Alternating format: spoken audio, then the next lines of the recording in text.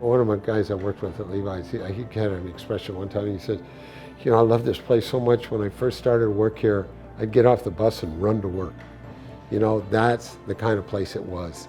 And when you don't, when you get into a situation where that sort of mentally isn't your state of mind, you probably ought to be thinking about how you can make it your state of mind.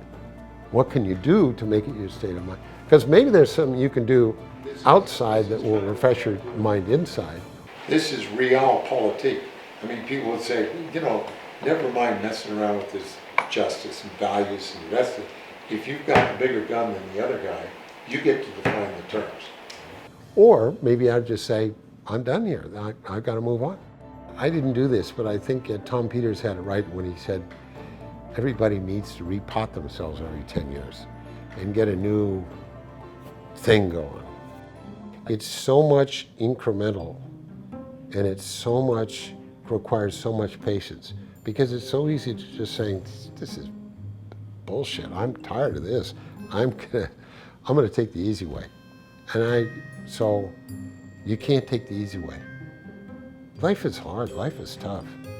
And you got to put a lot of, see, this is why I'm not very sympathetic with people that you should get the most out of it. And you should put demands on yourself. You don't have to cave dive on your first risk. You can take a little risk. You move out of your comfort zone, or at least up into the edge of your comfort zone.